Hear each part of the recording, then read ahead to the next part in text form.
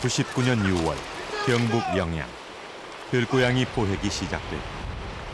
가축을 잡아먹고 생태계를 교란하는 들고양이를 잡기 위해 군청이 직접 나섰다.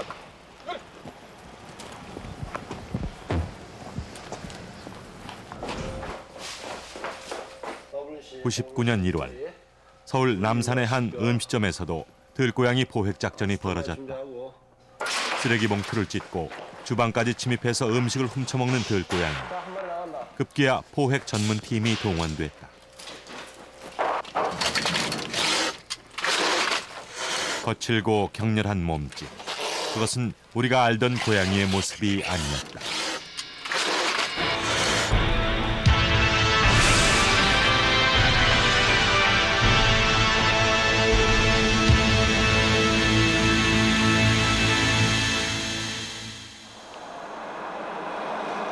현재 남산 일대는 들고양이 피해가 속출하고 있다. 여기 물을 이용하세요. 여기 물 먹으러 오고? 네, 이물 먹으러 와요. 고양이가 꼭 이물 먹으러 오고 이렇게. 그쪽으로 올라가는 거죠. 장충동 근처 한 식당에서 기르는 토종닭을 물어간다는 것이다. 이렇게 풀밭에 그냥 쫙 엎드려 있어요. 그냥 보이지 않게 좀 풀숲에 가서. 예. 그랬다가 사람이 오면은 아주 그냥 꼼짝도 안 하고 있어요. 그래갖고 이제 돌로 던지면은 도망가고. 그래서 닭 나올 때 요 달기장만 요러고 보고 있다니까. 예. 닭장 밖에 닭들을 풀어놓고 잠복한 채 지켜보기로 했다. 기다린 지 2시간. 드디어 숲에서 들고양이 한 마리가 나타났다.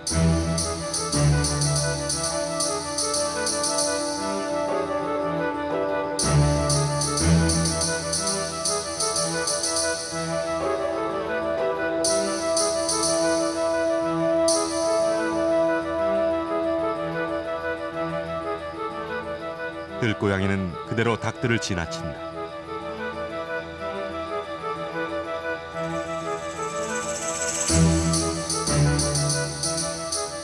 녀석은 취재팀이 있는 쪽을 유심히 쳐다보다 다시 사라진다.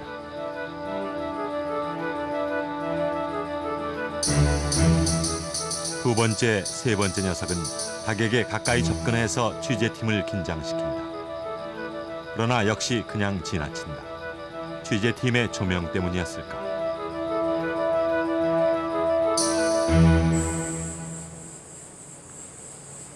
서울 도심 가운데 남아있는 녹색 공간 남산. 98년 2월 산림청과 동물구조관리협회의 들고양이 개체수 조사에 따르면 남산에는 들고양이가 200여 마리 이상 서식하는 것으로 추정된다. 주택가나 산 아래에서 살던 들고양이가 이제 남산 정상부에서도 발견된다. 산에서 생활한다는 것은 상당 기간 야생화가 진행됐다는 뜻이다. 집고양이나 도둑고양이와 구분해서 이들은 들고양이로 불린다. 정상부에서는 새끼를 거느린 가족도 발견됐다. 어미와 새끼 고양이 2마리. 수컷은 보이지 않는다. 저 앞에 있는 놈이 나.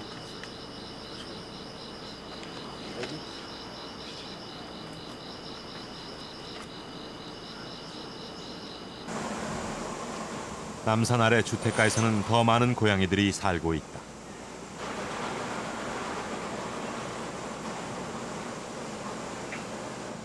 주차된 차 밑에 서너 마리씩 몰려있기도 한다.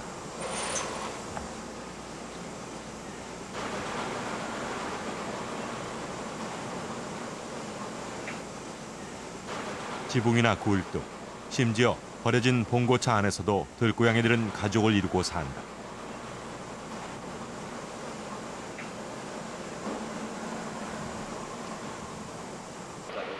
요게 제각일까? 요게 제고. 취재팀은 국내 최초로 들고양이 야생 생태 조사를 실시하기로 했다. 대상은 남산. 그 주변에 새꼬미하고 토립해가지고. 취재팀의 조사에 의하면 국내에 서식하는 들고양이의 종류는 갈색, 회색, 오렌지 삼색, 검정, 흰색 등 5가지 색상의 줄무늬의 호반형과 점박이인 윤반형이 주류를 이룬다. 들고양이의 생태와 행동 습성을 파악하기 위해서는 지속적인 관찰이 필요하다. 취재팀은 남산의 6지점을 포획 장소로 선정하고 관찰 대상이 될 들고양이 포획 작업에 들어갔다.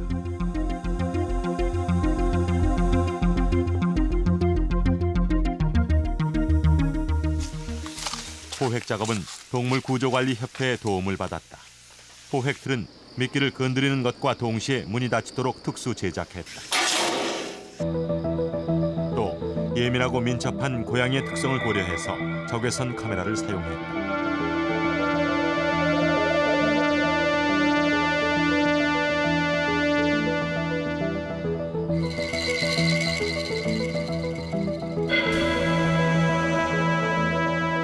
녀석은 먹이를 눈앞에 두고도 조심성을 잃지 않는다.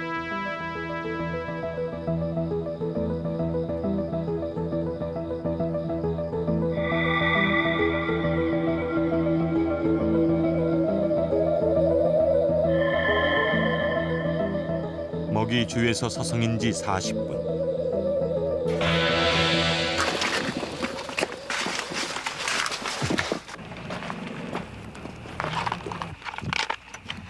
포획 틀에 갇힌 들고양이는 필사적으로 탈출을 시도했다.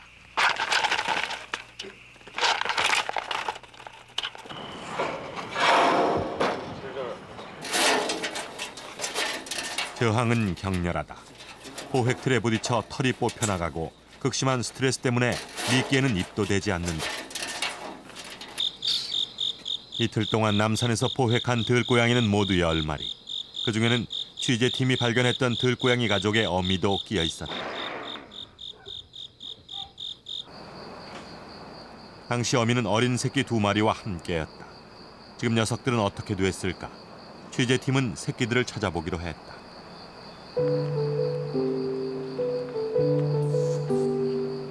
새끼들은 처음 발견됐던 장소 근처에 남아 있었다. 그런데 나무 위에서 내려오질 않는다. 한 녀석은 조심스럽게 아래를 살핀다.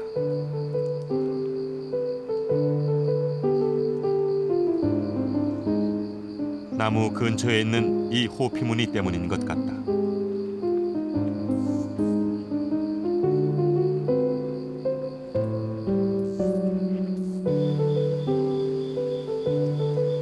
새끼가 먹이를 찾고 있다. 2개월을 간 넘긴 새끼는 아직 젖도 떼지 못한 상태. 나무 아래 앉아있던 그 호피 고양이다. 녀석은 계속해서 새끼를 노리고 있다. 어떻게든 호피에게서 벗어나려는 새끼.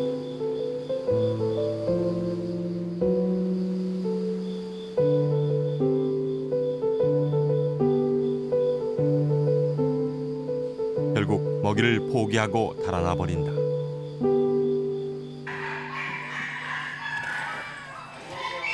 포획한 들고양이는 동물구조협회에 잠시 보호하기로 했다.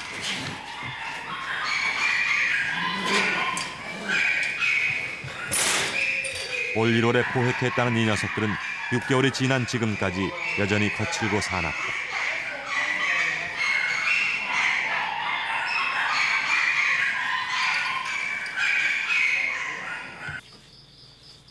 한편 취재팀이 포획한 들고양이들은 꼼짝도 하지 않는다. 갑작스런 환경 변화로 인한 스트레스 때문인 듯하다. 이번에는 조명을 끄고 반응을 관찰했다. 불빛이 있건 없건 움직이지 않는 수컷과 달리 암컷들은 곧바로 반응을 나타낸다. 철창 앞을 서성이던 암컷 한 마리가 탈출한 것은 바로 그때였다.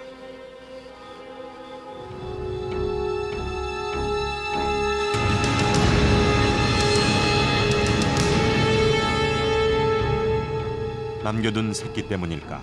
암컷들은 계속 탈출을 시도했다.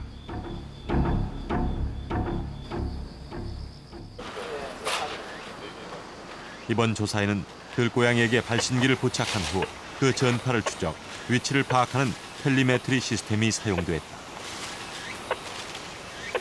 남산이라는 광범위한 공간과 활동성이 강한 들고양이의 특성상 무선 추적에 의한 조사가 불가피하다.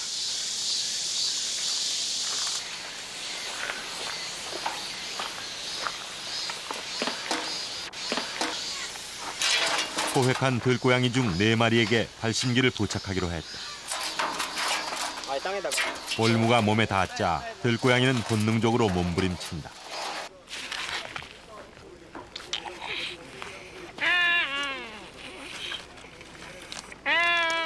비정상적으로 확대된 동공, 날카로운 발톱, 유난히 송곳니가 발달한 모습이다.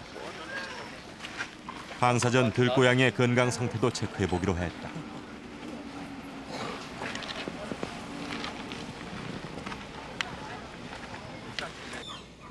그러나 들고양이들의 거센 저항 때문에 체혈에 성공한 것은 조사 대상 10마리 중 5마리뿐이다. 혈액은 정밀 검사를 위해 국립수의과학검역원으로 보내졌다. 고양이의 체격을 고려해 특수 제작한 소형 발신기를 부착한 후 취재팀은 처음 포획했던 장소로 이동했다.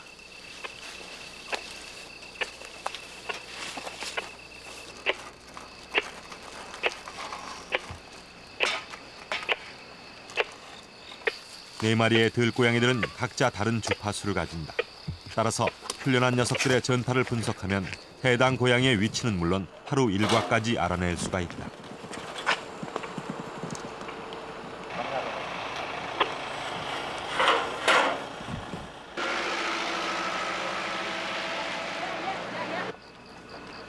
유일하게 가족을 거느린 어미 고양이도 처음 발견됐던 장소에 풀어주었다. 그런데 쏜살같이 달아나던 어미가 갑자기 멈칫거렸다. 새끼였다.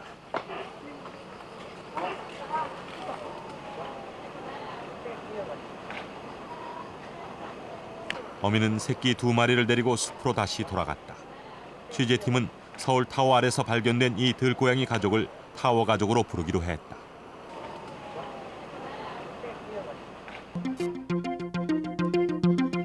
이날 방사한 남산 순환도로 중턱 배수로 고양이는 수컷으로 어금니와 송곳니의 마모도로 추정한 나이는 3살. 서울타워의 타워 가족 어미는 암컷, 나이는 3살로 추정된다.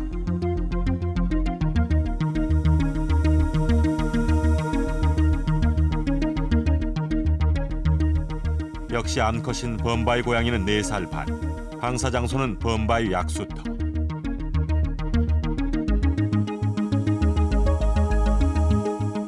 중구 필동에 방사한 석궁장은 5살 수컷이다. 암수 간의 생태 차이를 비교하기 위해 암수 각각 2마리씩 4마리를 방사했다.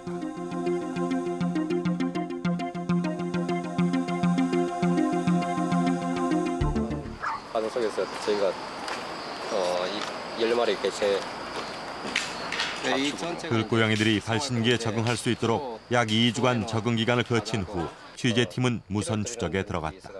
기도하는 분들이 먹을 걸 보니까 텔리메트리 시스템은 수신 범위가 반경 500m로 남산 전역을 커버한다. 4대의 발신기가 보내오는 각각의 전파는 들고양이의 생태와 활동 영역에 대한 과학적인 데이터를 제공할 것이다. 신호가 계속 지금 잡히고 들어오거든요.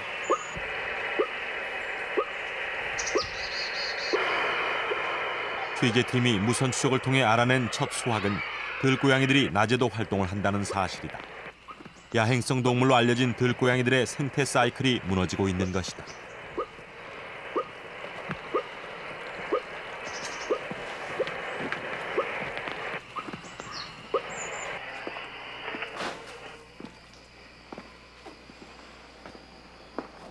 중구 필동을 주 서식지로 하는 석궁장 역시 낮 시간대에 발견됐다. 방산 위치에서 400m 정도 떨어진 지점이다.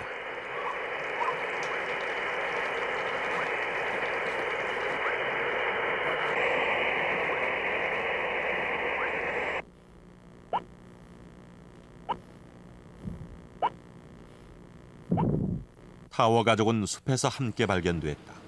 타워 가족 역시 취재팀을 알아보는 눈치다. 포획 당시를 기억한 것일까? 어미는 급히 주차장 쪽으로 달아난다.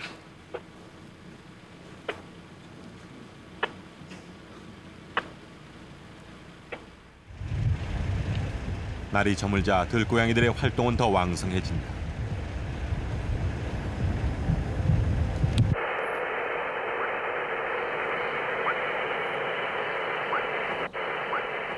추적은 밤새 계속됐다.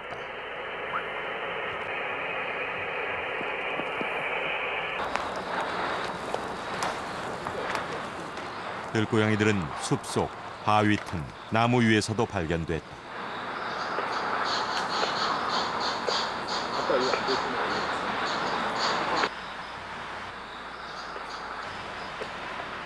조명에 놀란 들고양이가 급히 나무에서 내려온다.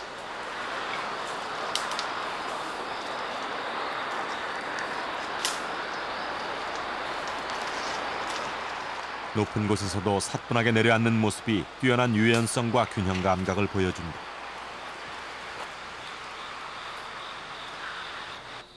또 고양이의 눈은 불빛을 반사하기 때문에 어둠 속에서도 사물을 볼 수 있다. 범바위 근처에서 은밀한 들고양이의 짝짓기 장면이 국내 최초로 TV 카메라에 잡혔다. 수컷은 발정한 암컷의 호감을 사기 위해 끊임없이 암컷 주위를 맴돈다.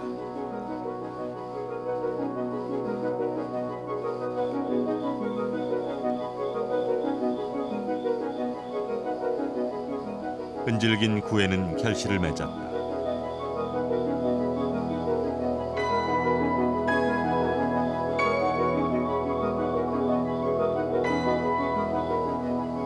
들고양이는 생후 9개월부터 번식이 가능하다.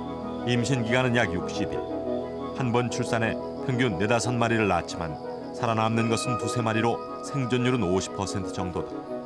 번식기는 보통 1월과 9월 두 차례로 알려져 있지만 이제 번식기라는 개념 자체가 희미해지고 있다. 취재팀이 교미 중인 고양이를 발견한 것도 4월이었다.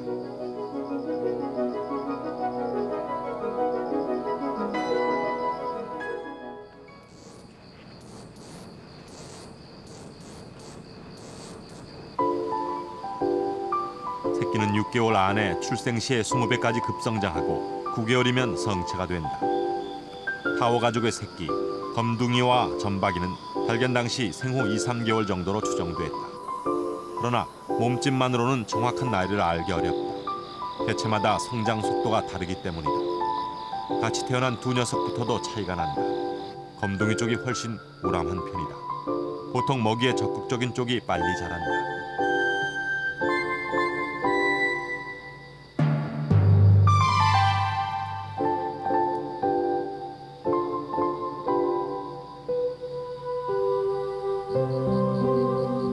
출산과 부양 의무는 전적으로 암컷 몫이다.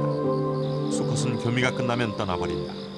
타오 어미가 새끼들을 불러들였다. 새끼는 아직 어미 젖을 떼지 못한 상태다.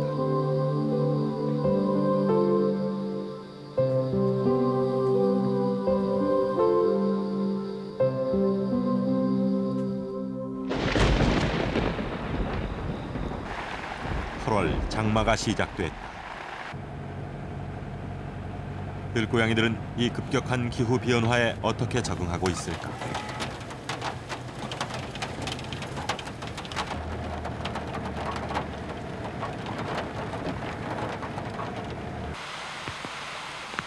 남산 중턱 배수로. 배수로 녀석은 그곳에 없었다. 전파가 수신된 곳은 용산동 2가.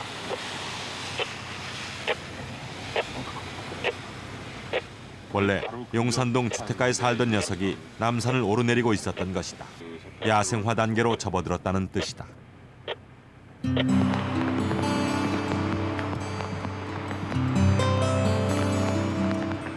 장마철, 숲에는 먹이가 줄어들고 기온 변화도 심하다.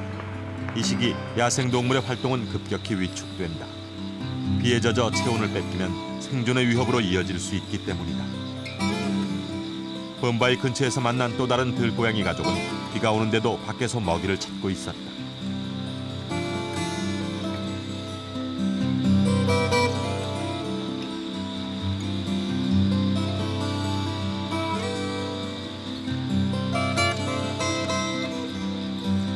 새끼 한 마리는 안전한 곳에서 어미를 기다리고 있다. 하루 종일 굶주린 듯 어미는 거의 필사적이다.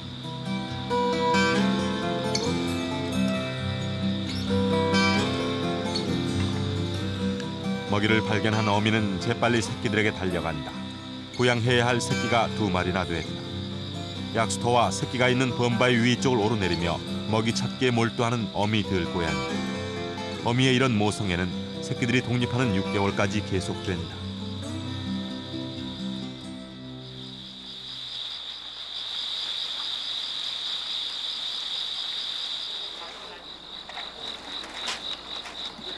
남산 중턱 범바위는 무속인의 발길이 잦아 먹이가 풍부한 지역이다. 그래서 늘 들고양이 수십 마리가 진을 치고 있다.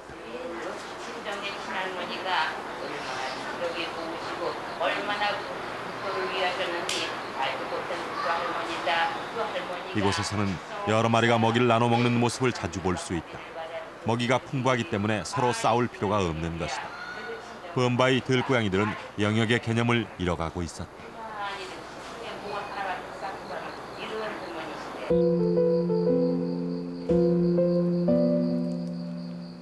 상대적으로 먹이가 적은 지역의 사정은 어떨까?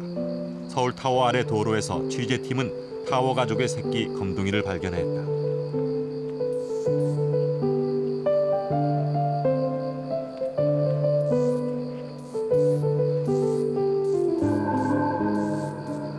근처 숲에서 호피도 발견됐다. 타워 가족과 호피는 같은 지역을 영역으로 삼고 있는 듯했다.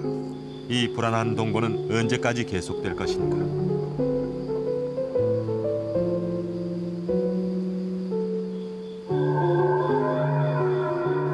취재팀은 타워 가족과 호피의 영역 관계를 알아보기로 하고 이들이 자주 지나다니는 장소에 닭고기를 놓아두고 잠복에 들어갔다.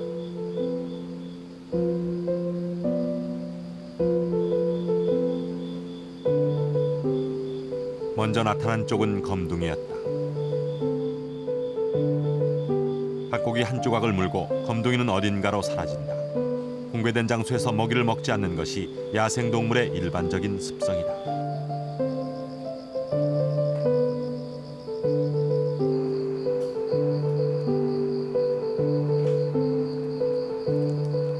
다시 돌아온 검둥이가 두 번째 조각을 물고 돌아갔다.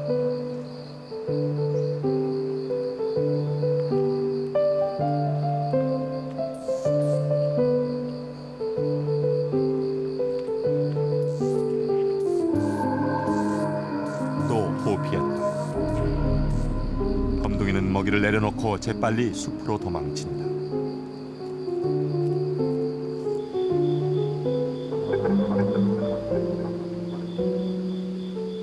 호피는 검둥이가 보는 앞에서 당당하게 먹이를 차지한다. 상대방 앞에서 먹이를 먹는 행위는 일종의 선전포고다.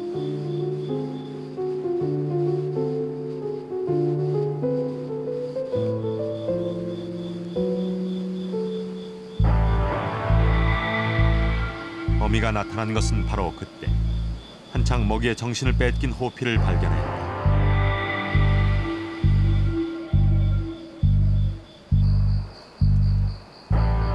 어미는 금방이라도 달려들 기세다. 기습을 당한 호피는 일단 물러난다. 그러나 먹이를 둘러싼 어미와 호피의 영역 싸움은 앞으로도 계속될 것이다.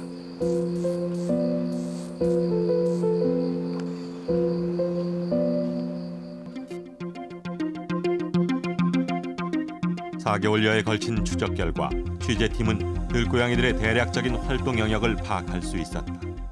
수컷인 석공장 고양이의 활동 영역은 필동에서 국립극장 일대까지 좌우로 넓게 걸쳐 있었다.